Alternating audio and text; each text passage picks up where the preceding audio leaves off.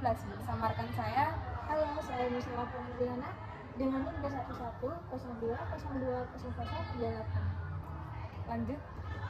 Halo, saya Daristi Fitriani dengan NIM 22210203020. Nah, di sini kami akan menjelaskan seputar kedudukan alat bukti dalam pembuktian perkara pidana. Tapi sebelumnya teman-teman sudah tahu belum apa yang disebut hukum pidana itu sendiri? Nah, untuk itu bagi teman-teman yang belum mengerti apa itu hukum pidana, simak terus ya video kami. Nah, dari sini kami akan menjelaskan seputar hukum pidana itu sendiri sebelum merujuk ke pembahasan yang akan kita bahas, yaitu kedudukan alat bukti dalam pembuktian perkara pidana itu sendiri. Oleh karena itu, simak terus dan langsung saja kita akan membahas tentang hukum pidana.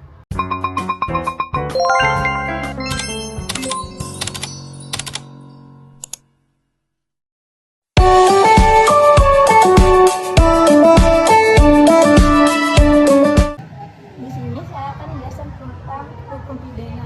Jadi apa sih hukum pidana? Hukum pidana itu sering kita sebut dengan hukum publik.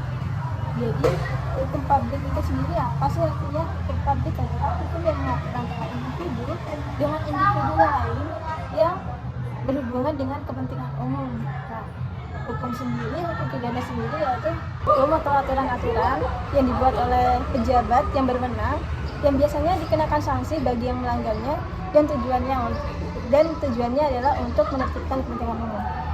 Pada pasal 1 sampai pasal 8 KUHP dijelaskan ada 5 asas hukum pidana, yaitu pertama asas legalitas, yaitu asas ini berarti bahwa tidak ada suatu perbuatan yang dapat dihukum sebelum didahului oleh suatu perbuatan yang melanggar hukum.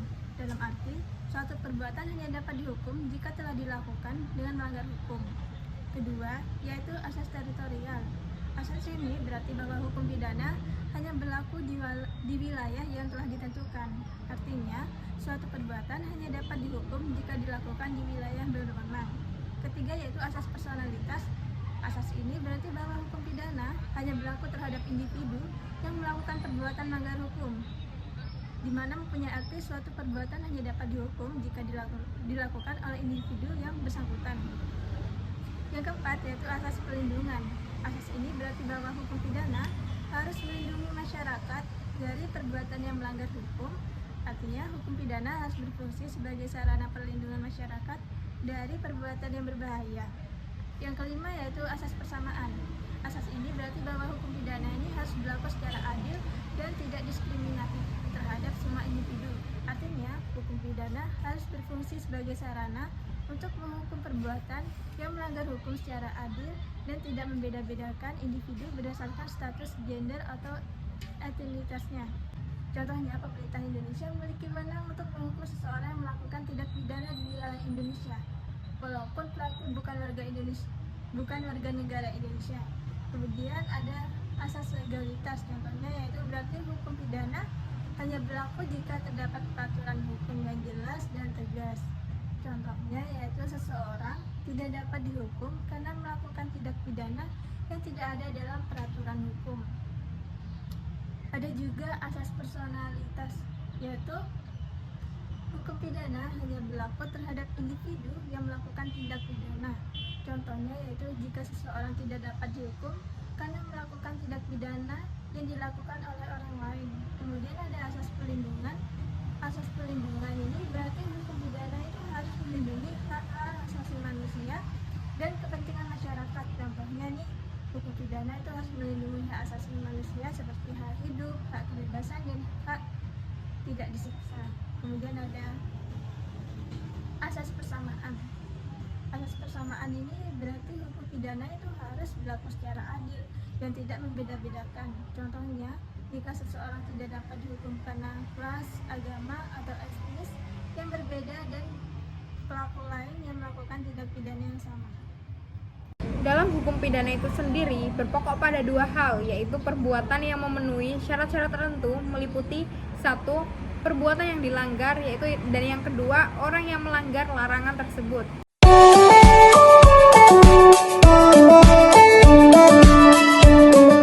Adapun teori dari Profesor Mulyadjo tentang hukum acara pidana, yakni ada 3 poin ya. Yang pertama yaitu menentukan perbuatan yang tidak boleh dilakukan atau dilarang, di mana jika itu dilarang akan kenai sebuah sanksi berupa pidana tertentu bagi orang yang melanggar. Kemudian yang kedua yaitu menentukan kapan orang yang melanggar tersebut akan dijatuhi pidana. Kemudian yang ketiga yakni menentukan cara dan bagaimana orang yang melanggar perbuatan tersebut dikenakan hukuman pidana. Nah, teman-teman sudah tahu bukan apa yang disebut hukum pidana tersebut? Nah, untuk kali ini kita lanjut ke hukum acara pidana. Nah, kemudian dalam pengadilan pun ada hukum yang mengatur, yaitu hukum acara, hukum yang berisi tentang prakteknya atau melaksanakan dari teori yang sudah dikaji. Seperti kita di hukum pidana itu mengkaji teori, sedangkan di hukum acara pidana kita langsung mengeksekusi. Yakni mengeksekusi berarti kita langsung praktik pada tata cara yang akan dilaksanakan pada peradilan tersebut. Dalam hukum acara itu sendiri terdapat juga hukum acara pidana, di mana secara umum dapat dikatakan bahwa hukum acara pidana adalah pengaturan atau tata cara bagaimana negara dan perantara alat-alat kekuasaan menggunakan kekuasaannya untuk menjatuhkan suatu hukuman, sehingga memuat tentang acara pidana itu sendiri. Hukum acara pidana sering disebut juga dengan hukum pidana formil, sedangkan hukum pidana disebut dengan hukum material. Hukum pidana material atau hukum pidana itu berisi petunjuk dan uraian tentang delik, peraturan tentang syarat-syarat dapat dipidananya suatu perbuatan, petunjuk tentang orang mendapat dipidana, dan aturan tentang pemindanaan, yaitu mengatur kepada siapa dan bagaimana pidana itu dapat dijatuhkan. Sedangkan hukum acara formil mengatur bagaimana negara melalui alat-alatnya melaksanakan untuk memidanakan dan menjatuhkan pidana. Adapun pengertian hukum acara pidana tidak secara jelas didefinisikan di dalam Kitab Undang-Undang Hukum Acara Pidana.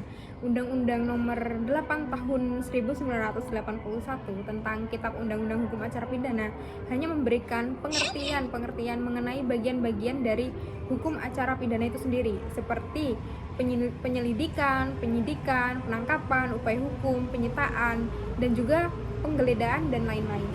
Adapun fungsi dari hukum acara pidana itu sendiri yaitu ditegaskan bahwa teori dari Jisman Samsoir yaitu fungsi hukum acara pidana merupakan untuk membimbing polisi dalam menjalankan fungsi penyelidikan, penyidikan, penangkapan, dan penahanan secara membuat berita acara interogasi, untuk membimbing kejaksaan dalam melakukan penahanan dan menyikapi surat dakwaan lalu penuntutan. Adapun secara ringkas dalam KUHP bahwa hukum acara pidana memiliki 5 tujuan. Yang pertama yaitu adanya perlindungan martabat atau tersangka dan terdakwa. Kemudian yang kedua adanya melindungi kepentingan hukum dan pemerintah. Yang ketiga kodifikasi dan kesatuan KUHP. Yang keempat mencapai konsistensi sikap dan tindakan penegakan hukum. Yang kelima yakni melaksanakan hukum acara pidana menurut Pancasila dan Undang-Undang Dasar 1945. Adapun asas-asas hukum acara pidana yang sudah diterangkan oleh Bapak dosen kami yaitu Pak Heri. Yang pertama yaitu ada asas equality before the law. Yang kedua yaitu ada asas presumption of innocence. Yang ketiga yaitu ada asas formal. Yang keempat yaitu peradilan terbuka untuk umum. Yang kelima yaitu peradilan tertutup, yaitu asas bantuan hukum. Yang ketujuh yaitu ada asas peradilan cepat, sederhana, biaya ringan. Yang kedelapan yaitu asas oportunitas. Yang kesembilan yaitu asas pengawasan. Yang kesepuluh yaitu asas impresentia. Dan yang terakhir yaitu asas ganti rugi dan rehabilitasi. Hukum acara pidana adalah serangkaian aturan yang mengatur prosedur penegakan hukum pidana dari tahap penyelidikan hingga pelaksanaan putusan pengadilan. Jadi tahap penyelidikan itu yang pertama adanya laporan atau pengaduan proses hukum, dimulai dengan laporan atau pengaduan dari masyarakat tentang dugaan tindak pidana. Kemudian yang kedua adanya penyelidikan. Penyelidik biasanya polisi mengumpulkan informasi awal untuk menentukan apakah ada dugaan untuk tindak pidana. Yang ketiga penindakan awal, bisa termasuk penangkapan, penggeledahan, dan penyitaan barang bukti sesuai prosedur yang diatur dalam undang-undang. Kemudian tahap penyidikan. Yang pertama yaitu penyidikan. Jika ditemukan bukti awal yang cukup, penyidik melakukan penyidikan untuk mengumpulkan lebih banyak bukti. Yang kedua yakni penahanan. Tersangka dapat ditahan jika dianggap perlu berdasarkan pertimbangan seperti potensi melarikan diri atau menghilangkan barang bukti. Yang ketiga yakni pemeriksaan saksi dan tersangka. Penyidik memeriksa saksi-saksi dan tersangka untuk mendapatkan keterangan yang mendukung pembuktian tindak pidana. Yang keempat yakni berita acara pemeriksaan BAP. Hasil penyidikan dicatat dalam BAP yang kemudian diserahkan kepada jaksa. Kemudian yang ketiga adanya tahap penuntutan. Yang pertama, penyerahan berkas perkara. Berkas perkara dari penyidik diserahkan kepada jaksa penuntut umum. Yang kedua yakni pra penuntutan. Yang kedua yakni pra penuntutan. Jaksa peneliti berkas perkara jika perlu mengembalikannya ke penyidik atau dilengkapi. Yang ketiga yakni penyusunan surat dakwaan. Jaksa menyusun surat dakwaan berdasarkan bukti yang cukup. Kemudian yang keempat, pendaftaran perkara ke pengadilan. Jaksa mengajukan perkara ke pengadilan negeri untuk proses persidangan. Kemudian adanya tahap persidangan. Yang pertama yakni persiapan sidang. Pengadilan menetapkan jadwal sidang dan memanggil pihak-pihak terkait. Yang kedua yakni pembacaan dakwaan. Sidang dibuka dengan pembacaan surat dakwaan oleh jaksa. Yang ketiga, pemeriksaan terdakwa. Hakim memeriksa terdakwa tentang kebenaran dakwaan. Yang keempat yakni pemeriksaan saksi dan barang bukti. Pengadilan mendengarkan kesaksian saksi-saksi dan memeriksa barang bukti. Yang kelima yakni pembelaan. Terdakwa dan penasihat hukumnya diberi kesempatan untuk menyampaikan pembelaan. Yang keenam, tuntutan jaksa. Jaksa mengajukan tuntutan hukuman berdasarkan hasil persidangan. Yang ketujuh, pembelaan penasihat hukum. Pembelaan dari penasihat hukum terdakwa terhadap tuntutan jaksa. Yang kedelapan, replik dan duplik. Jaksa memberikan tanggapan replik atas pembelaan diikuti oleh duplik dan penasihat hukum terdakwa. Kemudian yang kesembilan yaitu adanya putusan hakim. Hakim mengeluarkan putusan berdasarkan seluruh rangkaian pemeriksaan di persidangan. Kemudian tahap selanjutnya yaitu adanya tahap upaya hukum. Yang pertama adanya tahap banding. Pihak yang tidak puas dengan putusan pengadilan negeri dapat mengajukan banding ke pengadilan tinggi. Kemudian yang kedua adanya kasasi. Jika masih tidak puas dengan putusan pengadilan tinggi, pihak tersebut dapat mengajukan kasasi ke Mahkamah Agung. Kemudian yang ketiga, peninjauan kembali atau PK. Peninjauan kembali dapat diajukan jika ada bukti baru atau kekhilafan dalam putusan. Kemudian tahap selanjutnya yakni adalah tahap pelaksanaan putusan. Yang pertama adanya eksekusi putusan. Putusan yang telah berkekuatan hukum tetap atau inkrah dilaksanakan oleh jaksa yang dapat berupa pidana penjara, pidana denda, atau tindakan lain sesuai putusan. Dari hal ini adalah gambaran umum dari proses hukum acara pidana di Indonesia. Jadi setiap tahap yang diatur secara rinci di dalam Kitab Undang-Undang Hukum Acara Pidana atau yang bisa disebut dengan KUHP.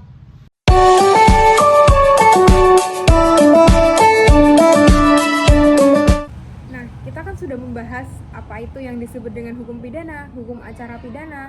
Dan yang ketiga yaitu kita masuk ke pembahasan inti, yaitu kedudukan alat bukti dalam pembuktian perkara pidana. Nah, kedudukan alat bukti dalam pembuktian perkara pidana itu ada 5 pembuktian perkara pidana. Untuk bukti yang pertama yaitu keterangan saksi, di mana keterangan saksi ditinjau dari urutannya alat bukti. Keterangan saksi merupakan alat bukti yang pertama disebutkan dalam perkara pidana di setiap proses yang dimulai dari penyelidikan, penyidikan, penuntutan hingga sampai kepada sidang yang di pengadilan pasti menggunakan alat bukti keterangan saksi. Hal ini dikarenakan hampir semua pembuktian perkara pidana selalu bersandar kepada pemeriksaan keterangan saksi. Untuk itu pada pasal 1 angka 27 Undang-Undang Nomor 1 Tahun 1981 tentang Hukum Acara Pidana atau yang bisa disebut KUHP telah disebutkan bahwa keterangan saksi adalah salah satu alat bukti dalam perkara pidana yang berupa keterangan dari saksi mengenai suatu peristiwa pidana yang ia dengar sendiri, ia lihat sendiri, dan ia alami sendiri dengan menyebut alasan dari pengetahuannya itu. Di sini dapat dipahami bahwa untuk dapat dijadikan sebagai alat bukti yang sah dan berkualitas, kesaksian yang akan dipertimbangkan keterangannya oleh majelis hakim haruslah memenuhi kriteria-kriteria berikut, yakni yang pertama, keterangan saksi wajib disumpah di muka pengadilan, karena kesaksian yang diakui hanyalah keterangan yang disampaikan di muka pengadilan. Untuk yang kedua, saksi melihat, mendengar, dan mengalami sendiri. Dan yang ketiga yaitu saksi harus menyatakan sendiri di dalam persidangan. Yang keempat yaitu kesaksian minimal harus disampaikan oleh dua orang saksi. Yang kelima yaitu saksi harus berkaitan dengan perkara.